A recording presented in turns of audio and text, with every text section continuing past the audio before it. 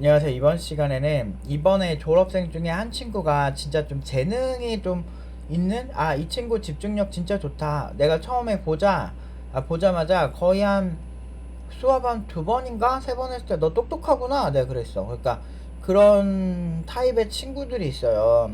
그런 타입의 친구들은 사실은 그렇게 많지는 않거든요. 왜냐면 학원을 찾는 친구들은 대부분 되게 못하거나 아니면 현업을 해도 조금 약간 성장이 더디거나 이런 분들이 많이 찾는데, 이 친구는 얘 그냥 공대 갔어도 되겠다. 얘 비전공자긴 하거든요. 근데 거의 뭐 개발하는데 아주 타고난 게 많은 친구예요. 이 친구는 키 스튜디오에 거의 한 4개월 정도 팀노바 수업을 들었을 때 스카웃이 됐고, 이미 월급을 한 4, 5번 정도 받았어요. 키 스튜디오도 연봉이 괜찮은 기업이고, 그래서 거의 팀노바에서만 뽑아요. 지금은 딱 팀노바 인력 위주로 거의 쓰고 있는 걸로 알고 있고, 경력자 팀노바 팀원부터 해가지고 거의 한 7, 8명 정도 개발자가 있는데, 한 명 빼고는 다 팀노바 개발자거든요.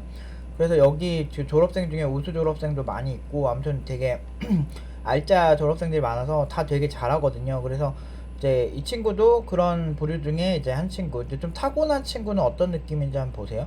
이게 질문을 했어요. 그러니까 힘들 때, 그 개발할 때 힘들 때 어떤 식으로 자기를 케어하고 극복을 했느냐, 이런 질문을 이제 한 거예요, 학생이. 그 다른 이제 수강생이 그 답변 한번 들어보실게요.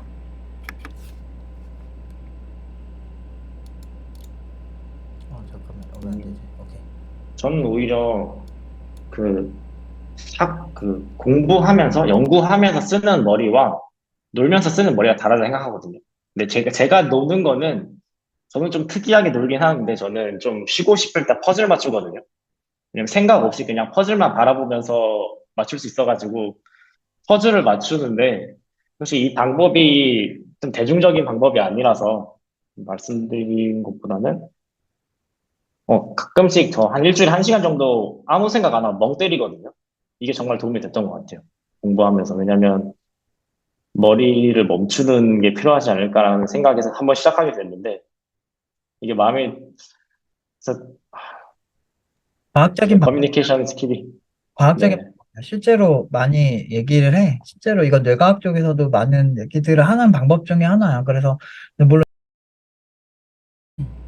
이제 아무튼 그 요런 식으로 휴식을 한다는데 되게 똑똑한 타입이에요. 그래서 이 친구의 그 히스토리에 대해서 더 많은 거를 얘기하기는 조금 그렇긴 한데, 왜냐면 회사 얘기도 들어가 있어서 그게 이제 그 회사 노하우도 있고, 그래서 더 많은 영상을 보여드리기 좀 힘든데, 아무튼 이번에 졸업한 친구예요. 그래서 근데 이 친구는 확실히 졸업 전에 한 4개월? 한 5, 6개월 전에 스카웃이 됐죠. 그러니까 뺏기기 싫었던 거지. 근데 그렇다고 해서 그 그러니까 K스튜디오에 이제 다른 친구들이 같이 협업을 했던 다른 친구들이 다 스카웃 된 건 아니고, 이 친구는 딱 좀 그 회사에서도 딱 얘 뛰어나구나 한 거죠. 그러니까 집중력이 되게 좋아요. 그래서 집중력이 좋은 타입이고 좀 타고난 게 있죠. 근데 요런 친구들도 사실은 조금 단점이 또 있습니다. 어떤 단점이 있냐면 커뮤니케이션적인 부분들, 그리고 질문의 요지를 파악하지 못하는 그런 부분들이 좀 있고, 근데 이제 이 친구가 했던 얘기 중에 그런 게 있어요. 그러니까 사람들은 개발자가 10시간 일하면 10시간 집중을 해야 되는 줄 알거든요. 근데 절대 아닌 게, 이 친구도 저는 하루에 한 3, 4시간 정도밖에 집중 못 하겠는데요. 그러면 1시간 정도 쉬어야 되겠던데요. 이 얘기를 했어요. 근데 양질에 집중을 하면 하루에 3시간, 4시간만 해도 개발자 일들은 웬만하면 다 소화됩니다. 그래서 실제로 저도 현업에 있을 때 아침에는 너무 좀 컨디션이 너무 안 좋아서 아침에는 좀 뭘 해야 되는지 좀 정리하는 시간으로 갖고, 실제로 밥 먹고 오면 또 졸려서 또 잠깐 잤다가 한 15분 자고 일어나서, 한 보통 코딩은 한 2시 반에서 3시 사이에서 시작을 해서 6시까지 빡 코딩을 했어요. 6시에서 조금 밀려나면 한 7시? 그 정도까지 하면 보통 이제 그날 해야 될 일은 다 끝나거든요. 근데 그 빡 코딩의 시간에 그게 좀 양질이어야 돼요. 그러니까 그 시간이 좀 질이 좀 떨어지면 확실히 좀 이렇게 업무가 문제가 생기는데, 이 친구는 본능적으로 그걸 터득을 하는 거예요. 아닌데 뭐 시간 훨씬 오래 걸리는데 뭐 이런 얘기 하는데, 10시간 앉아 있어도요 되게 얕은 레이어로 하면은 좀 그냥 별로예요. 네, 보통 실제로 그래요. 그러니까 보통 이제 10시간 진짜 빡 코딩 해야 되는데 집중력이 많이 높지 않아도 되는 경우는 단순한 업무, 뻔한 업무. 그 예를 들면 그냥 노가다 작업들 있죠. 그런 거는 그렇게 할 수 있는데 실제로 이 친구가 하는 업무가 인공지능 개발자고 인공지능이고 그거에 대해서 좀 영감을 많이 얻어야 돼요. 아이디어가 되게 많이 필요해요. 과학인데 무슨 아이디어는 할 수 있는데 안 그래요. 과학도 우주 같은 경우도 어떤 많은 가설들을 먼저 말하잖아요. 뭐 블랙홀에 대한 가설들 그게 진짜 어딘가 있을 것이다 아니다 이런 얘기 많았는데 실제로 찾았죠. 그러면 이제 웜홀과 화이트홀이 있을 거라고 또 예측을 해요. 근데 그거는 아직 실체가 밝혀지진 않았거든요. 근데 언젠간 또 그런 가설들이 실제로 뭐 밝혀지는 날이 오겠죠. 진짜 있을 수도 있고 아닐 수도 있고. 그런 것처럼 컴퓨터 사이언스라고 하잖아요. 하버드에서는 1950년대부터 컴퓨터 사이언스로 명명하고 이렇게 하고 있는데 우리나라는 공학으로 보고 있죠. 물론 공학이라고 해서 뭐 그렇게 막 천대하는 느낌은 아니지만 결국에는 연구하고 더 발전시키고 이런 부분도 분명히 있다라는 거지. 그렇기 때문에 이 친구가 하는 게 난이도가 꽤 높아요. 그러니까 키 스튜디오에서 했던 것도 이제 인공지능 쪽 전문 개발자라서 그 알고리즘, 인공지능 알고리즘, 그러니까 그 그림에 대한 이제 인공지능 알고리즘이죠. 그런 것들을 짜는데 굉장히 고생을 많이 했는데 그때 영감이 오고 그럴 때 오히려 양질의 3시간이 훨씬 낫다는 거죠. 그러니까 되게 그래요. 코딩이라는 게 10시간, 12시간씩 막 지속하기가 진짜 힘들어요. 왜냐면 진짜 제대로 집중하면 두통 생겨요. 그래서 저도 사실 너무 급하게 뭐 업무 해야 될 때는 두통약 가끔씩 먹거든요. 왜냐면 너무 머리가 아파가지고.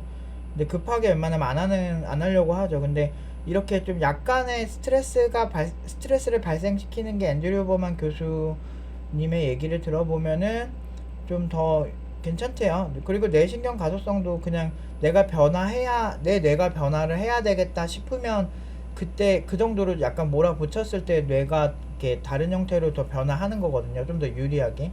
근육이 발달하는 거랑 똑같죠. 얕은 무게를 들으면 근육이 안 생기지만 무거운 무게를 칠 때마다 근육이 더 커지거든요. 그러니까 이거는 운동 쪽에서도 이렇게 찾아보면 무거운 무게를 내가 들수록 사실은 근육의 볼륨 자체가 커진다고 해요.